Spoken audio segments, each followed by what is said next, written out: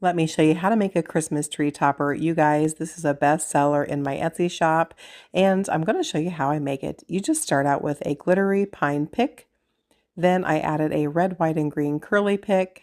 Next, a glittery red ball pick, and finally a mini red, white, and green ball pick. I'm just layering them one on top of the other, and then I'm going to grab a 6-inch clear zip tie and secure all of those picks together and give it a quick fluff. Now it's time to trim those stems. I basically make the stems about a hand's width in length, and here I've just grabbed my Work Pro heavy duty cutters and I'm going to trim all of those stems down so they're the same length.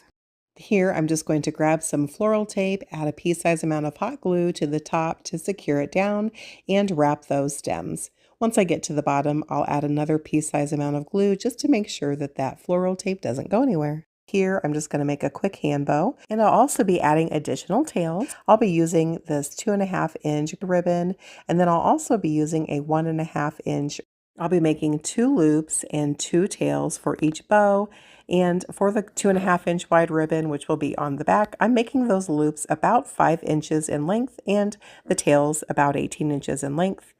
Before I start on my red glitter bow, I'm going to make a 36-inch tail and just layer that on top of the red and green 2.5-inch bow that we just made. So I'm laying that on top of that bow, and now I'm going to make 2 loops and 2 tails of that red glitter. Those loops are probably 3.5 inches and the tails about 17 inches. And last but not least is our Merry Christmas ribbon. And same thing here, guys. 2 loops, 2 tails. Those tails about 17 inches and the loops about 3.5 inches. Go ahead and add a small bit of hot glue right underneath that zip tie on your tree topper, and then press your bow stack down directly onto that dollop of glue for a few seconds. Then flip it over and tighten that bow stack onto your tree topper with several tight twists. Okay, let's fluff out that bow. Here, I'm just angle trimming all of my ribbon tails.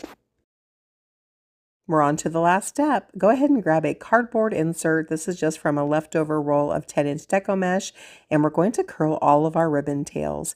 To curl your ribbon tails, you're just going to start at the bottom of each ribbon tail and twist it around that cardboard insert all the way to the center of your bow. If you're not happy with that curl, you can recurl it as many times as you wish.